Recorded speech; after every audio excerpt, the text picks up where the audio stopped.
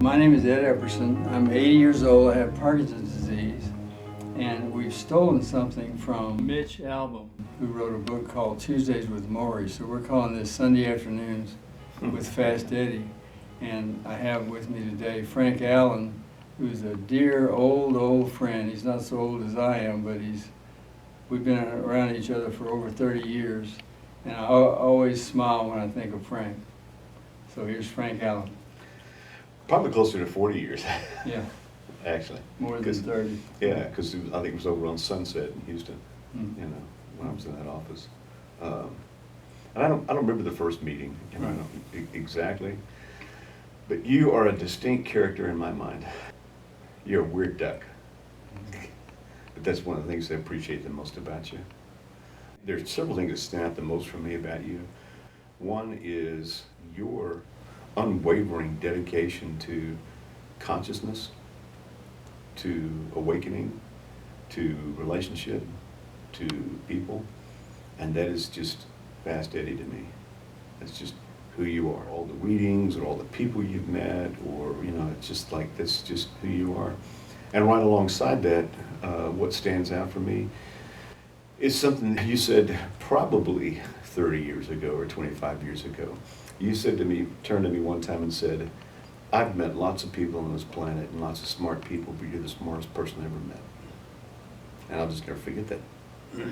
It's not competitive, doesn't mean anything except your acknowledgement of me. And that's what you've been through all these, makes me tear up. But that's what you've been for me all these years. You call and it's a 20-second phone call.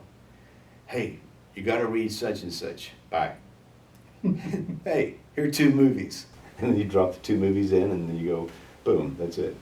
Yeah. The last one was Free Solo, and then Old Soldiers Never Die or something. And the contrast is there's no call for months and months and months, and then there's this real quick call. Yeah, and then also Kind of like a little punch. Yep, there's Fast Eddie just coming out of the blue. So yeah. It is your dedication to me that touches me. Someone told me that they knew Robin Williams real well, and they said, he thinks he's normal. So I think that community kind of means that we have people out there that know things about us and remember things about us that we wouldn't dream of.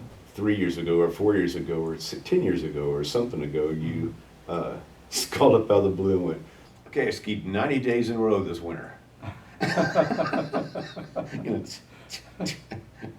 But that's what you do.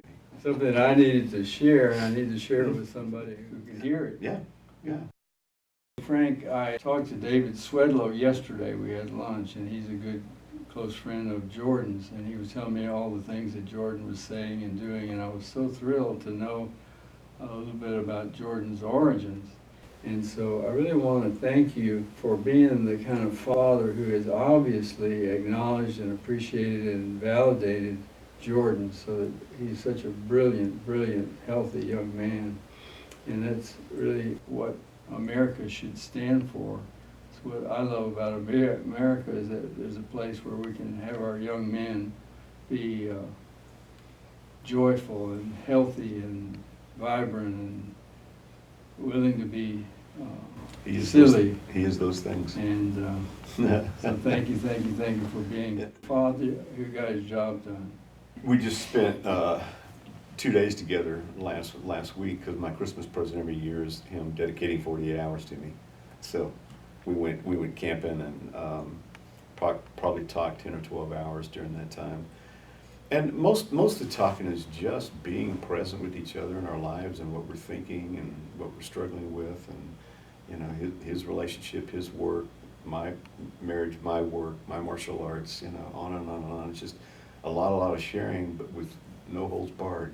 There are no barriers, in the conversation, and even reminiscent about things. You talk about.